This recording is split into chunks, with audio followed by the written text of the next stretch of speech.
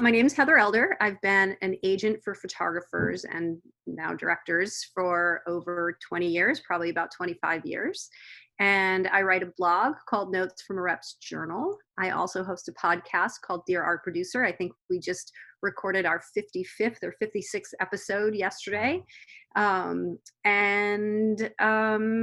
I started a new website called Create in Place. We can talk a little bit about that. Yeah. But yeah, that's pretty much who I am. Right now I'm representing 11 photographers who are also directors. Awesome. Very cool. Yeah. So, like I was saying, that your willingness to share information in an industry that sometimes can feel extremely cutthroat has been very like much appreciated on my end. And I think that's something that's really set you apart, just looking from afar, which I feel like, I'm like on the outskirts and I'm just like looking and trying to understand. And I know much of the creative industry is, like what is it that why do you share so much? Why even bother?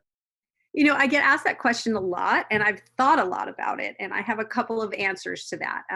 One answer is I'm an only child, and I really truly believe that because I grew up as an only child, I crave and am interested in other people. I always wanted to go to my friends' houses where they had, brothers and sisters, and the house was chaotic. And they always wanted to come to my house because nobody was there or would bother them. So when I chose this as a career, it's really solitary. And Lauranne, who has worked with me for 20 years, we would joke that it would be me, her, and the FedEx guy, when we used to be sending out Federal Express portfolios. So there was a time where I felt, the community of reps that we had in San Francisco was really tight and really strong. My very best friend is Marianne Campbell. She has been for years, and we do the exact same thing. And she was very good friends with Norman Maslov, who I was also friendly with. And the three of us had a really tight-knit group, and we shared creative lists. We would call each other and kind of check in with each other. Does this sound crazy? This art producer wants this. Does that make sense? Are you bidding this? What are you saying? And we shared a lot of information, and it was Wow. really helpful because I felt like I was developing my career in a vacuum. And when blogging and social media and all of that kind of became a thing, I thought, like out there as a voice for our industry. And I like to write and I like to stay connected. Oh, sort of losing you there.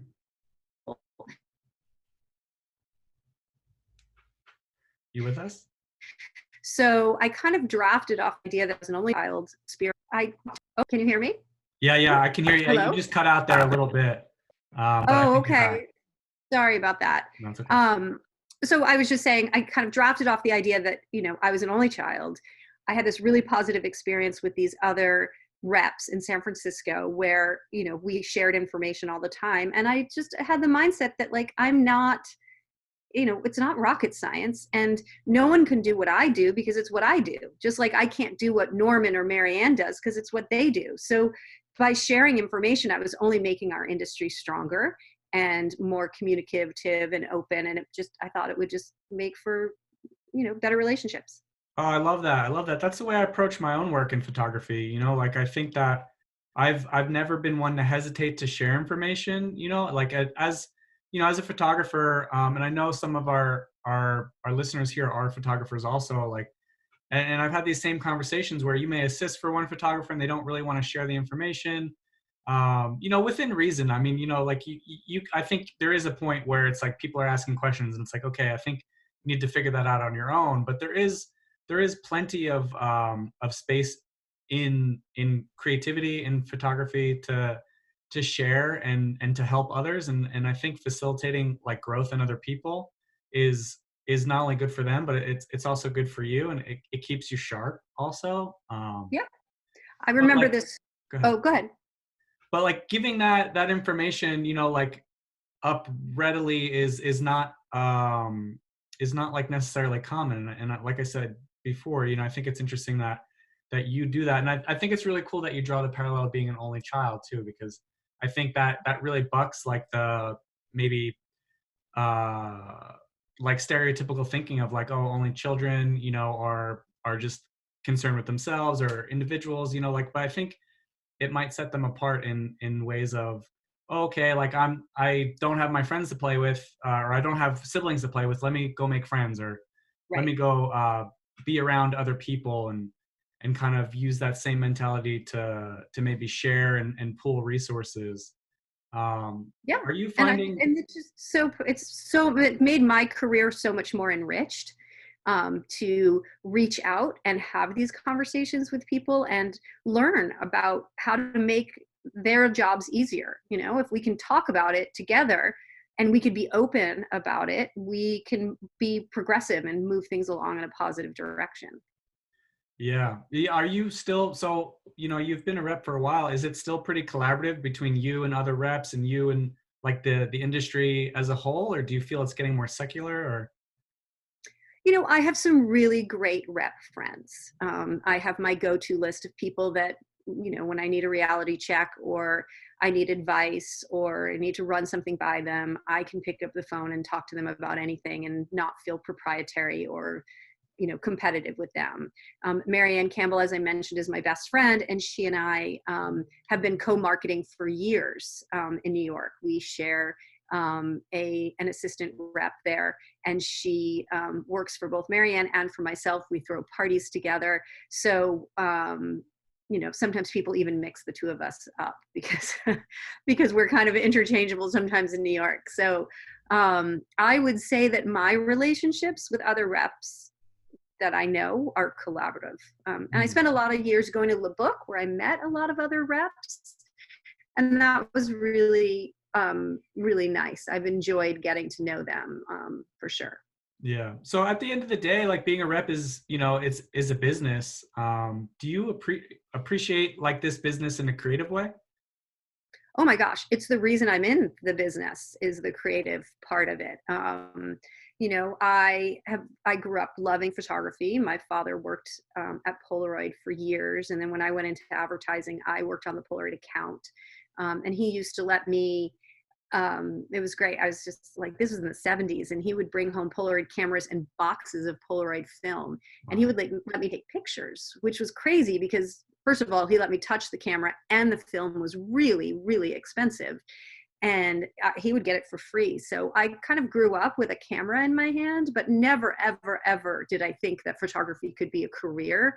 I just didn't even understand it as an option. I was always thinking about advertising and marketing because my father did that, and that was what I was exposed to.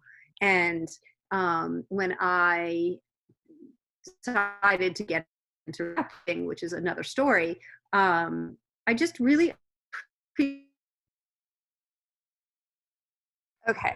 So the last that I got was that your dad was bringing home Polaroids, and he was more the marketing side, and that's kind of how your introduction to it.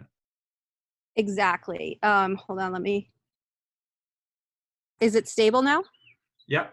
Okay, great. So yeah, my dad worked at Polaroid. He would bring home film all the time and cameras, and he would let me play with them. So I grew up really appreciating, and you know, I don't know that I understood that I knew that I was like framing a shot or something like that, but I was seeing life in a moment, right? Because I was taking so many pictures, and I really just came to appreciate photography. So when I had the opportunity to become a rep, it was the photography that excited me, not the sales part. I mean, Yeah. that ended up exciting me, but not as much as the photography. Yeah, well, it must be, I'm just imagining it. It must be pretty cool to have, you said 11 photographers on your roster. It must be really interesting because I would imagine, that they're there because they have certain strengths. And so like if something pops up, you get to think, and you get to imagine like, oh, this photographer would capture what they really need. This client would be a great pair with this photographer. I would imagine that's like a really fun creative process for you also. It is. I mean, there's lots of different ways that jobs come across my desk. One is an art producer will call me, or a creative will call me as a resource. Like, who do you think would be good for this? And then I could look at the layouts. I can see in my group who I think would be good, and I can make the match.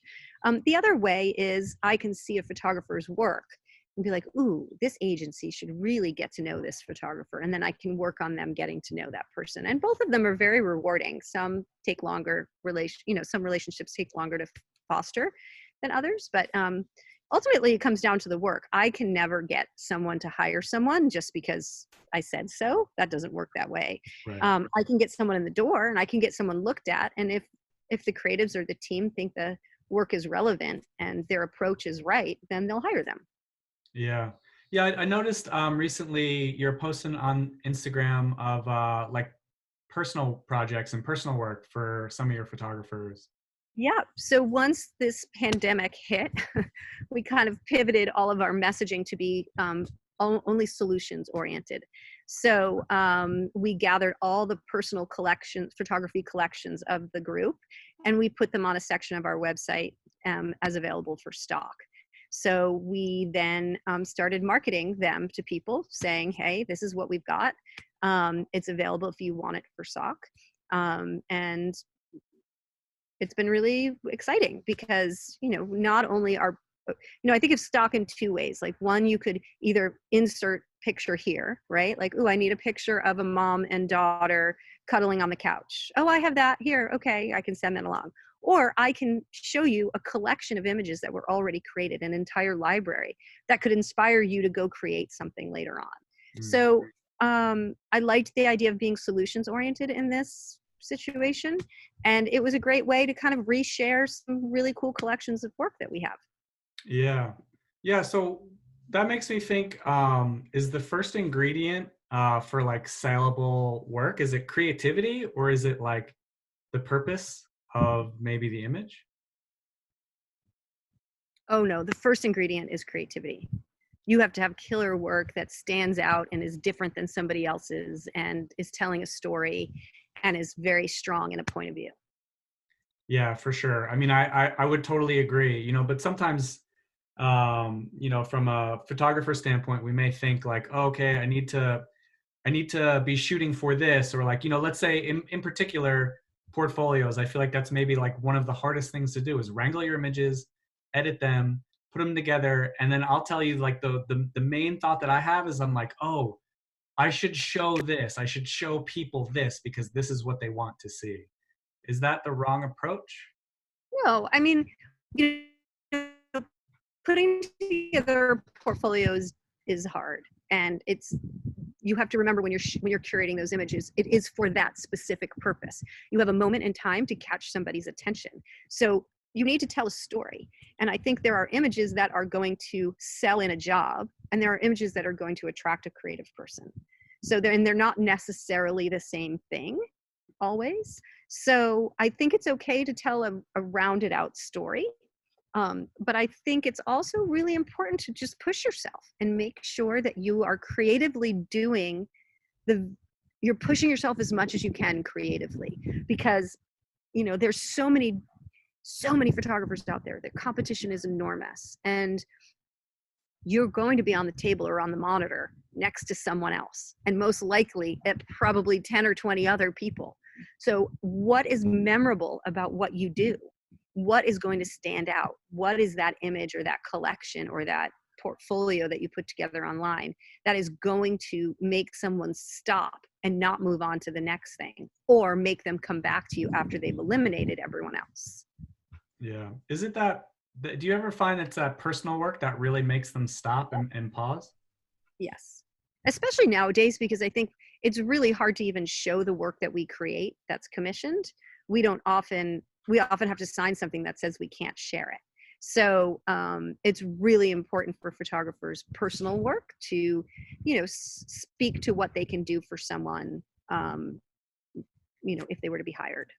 Yeah. Do you think like the agencies or like art buyers or producers or anybody making, I guess, the decision to hire photographers, um do you think that maybe are they taking into consideration the purpose of a photographer's commercial work? versus personal work? Definitely. I'm sorry, I was hesitating. I was trying to remember, like, follow with what you're saying, but 100%. They know exactly what they're looking at. They know the difference between personal and they know the difference between commissioned work. It's their job. Yeah. Yeah. I mean, I find that, personal work is, I don't know if this is an obvious statement, but it's my favorite work to make. Like I always say, like, I know this is going to sound weird, but I wish I didn't even have to make money from photography, because like I wish I could purely just create from whatever that is inside and just channel that.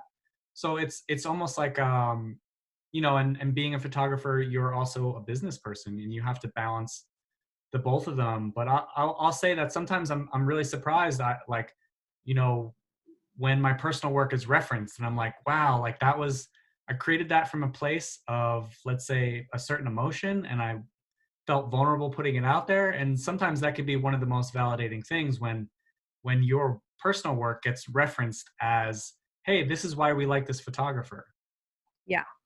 And I just, I don't want to ding commissioned work, because just because it's commissioned work doesn't mean that it's not as beautiful and as much energy and emotion doesn't go into it. There's just a lot more hands in it, right? So it's not purely just your vision. But there are photographers and there are projects that come around where you actually are getting to do your thing. They're hiring you to do your thing. So those are the best kind of projects. But as you said, being a commercial photographer making money at this means that sometimes you don't always get to do just what you want. You're part of a team and your vision is going to get not watered down, that's not right the word, but it's going to evolve, because there's a lot of people who have an opinion on what they want. So Right. Yeah. Yeah. I mean, definitely, especially when you get those jobs though that really feel like they fit, and you get to make work that feels personal, that those jobs often sing for the whole team. Like, the thing that I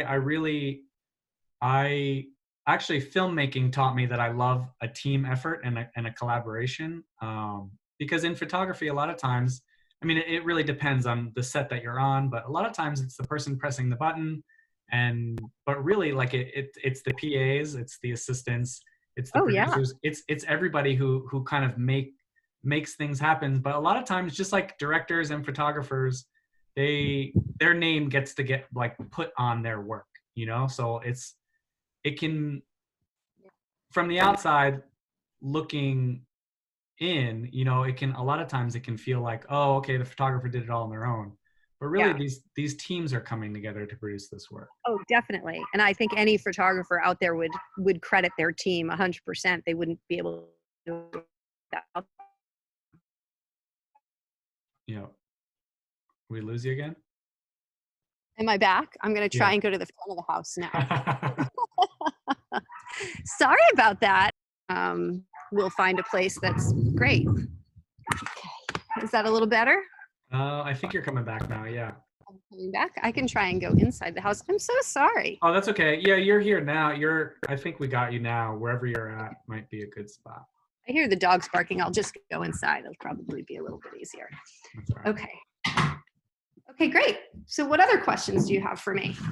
So I want to remind everybody here that they're more than welcome to ask any questions that they have. They can type into the chat here. I've covered pretty much everything. Oh, one last thing from me, while everybody else thinks, is that, is there something that photographers can be doing right now, like amid this pandemic? Because for me personally, I lost all of my work, and I don't know when I'll be hired again, to be honest. Like, I really don't know. And that's part of the reason why I'm doing these creative talks, because it keeps my curiosity.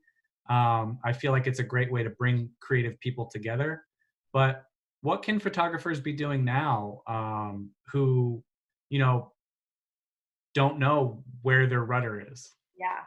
Yeah, I mean, I have a long list of things. Like, you can start with the obvious, which, what are all your housekeeping items? Like, do you need to update your website? Do you need to update your portfolio? What do your communications look like? Have you been waiting to talk to a consultant? All of those things. We finally have time, although I feel like my time is less my own than it's ever been. But if you have the time and you can tackle those projects, now is definitely a great time to do that. The other thing is, go shoot something. Figure out what you can shoot in your style that fulfills that creative need that you have. And maybe you're stuck. Maybe there's nothing you can shoot. Maybe your style is such that you can't. So then you need to find another creative way to kind of express yourself. And maybe it's through these type of webinars or podcasting or something else. But and I also think, this, I say all the time, if a photographer's not, the single most important thing a photographer can do is create. And if they're not creating, then they need to be networking and meeting people. So what you're doing, getting out there, meeting people, spending time getting to know other people's work, critiquing other photographers' work, getting to know art producers and creatives.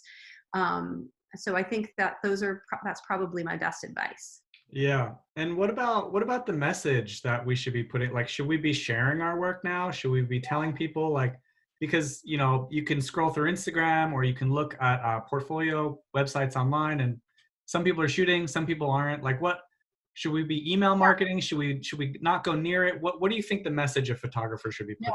I think it's a great question. And there's been, if you go to my blog, there's a couple of webinars and podcasts that we've been talking about this. So you can hear it firsthand from the producers and the buyers out there. But I'll tell you a little story and tell you what I think. When the Boston bombing happened, I had a email blast scheduled to go out. So I had scheduled it like 2 days before, and it literally went out right like when the news was hitting. Oh, and a few people sent me emails saying, "Oh my God, this is so insensitive, blah, blah, blah, blah, blah." And I was like, "Oh my God, no, it was scheduled. I'm so sorry." And they understood, but so when this happened or any other kind of tragic thing happens, I was very attuned to the fact that, like, okay, no, like, we are going to pull all advertising until we know what we're talking about. And for, the first week, I had no communication. And then after that, I started putting out very solutions oriented. We pivoted and everything was 100% solutions oriented. And I said to my photographers, we're going to stop sharing new work and save that for when we get back, right? Because I don't know, I just want to be more about solutions. But I also was still thinking, well, maybe we shouldn't be sharing that anyway, because maybe it feels tone deaf. So then on the webinars and all the podcasts, we would talk about it. And pretty much everyone says they still want that new work. They are enjoying seeing it. It doesn't, if you send them an image of, 100 people having a party on the beach, probably not like a great, or doesn't feel as relevant to them as maybe, a mom and daughter holding hands or something. Again, I'm not telling you what to shoot. I'm just giving an example. Yeah. So I would say it is totally fine to share new work as long as you feel like it is relevant for what people are feeling right now. Yeah, I love that. And to me, that's also like the underlying message there is that there's hope here. Like I've been talking to my photographer friends, and same thing, like, oh, there's no work and this, and this is totally new to me and pretty much everybody else's experience. But also what I'm hearing is that it doesn't mean that all hope is gone. It doesn't mean that you can't work. It doesn't mean you won't work again. It doesn't mean that. No. And I really don't want to come out of this. I don't want to have been stuck at my desk for a month and a half and come out of this expecting to like lift my finger off the pause button and have everything be the same. Like, I've changed. The industry has changed. Things have changed, and I want to evolve with it, and I want to be ready. So when I come out, I'm like super prepared, and I'm positioned to be a solution or to be a resource. This is for me. So for you as photographers, like, where do you want to be when you come out of this? Like, do you want to feel refreshed? Do you want your website done? Do you want to have made new connections? Do you want to feel like you're ready to go and shoot? Like, then you have to do all those things to prepare right now. Yeah, I love that. I think that's the best message I think that we can put forward to photographers. I know I'm taking that one away. Like, as soon as you're saying, I'm like, yeah, when we come away from this, where do I want to be? What preparedness do I want to have? And at what point do I want to be like, okay, I'm ready to do X, Y, and Z? I've said this so many times, but I think as an industry and as a culture, we have been operating at a level that was not sustainable. Even before this happened, I had conversations with friends and family, and look at the college scandal, right? And look at how much you're asked to shoot when you go on set, or how much money you're trying to save from it. Like, there's so much that was just, it always felt so, you're running, trying to get to the next thing, juggling so many things. Like, I didn't like that. I don't like that. I don't want that when I come out of this. I don't know what it's going to look like when I get there, but I've been spending some time here, like during this time, thinking about, like, what do I want?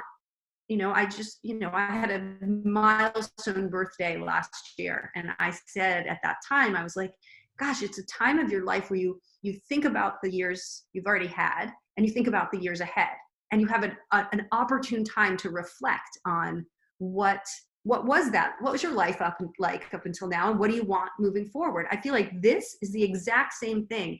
We're 100% shared humanity here. We're all going through the same thing. So we have a chance to look back on pre-COVID and forward.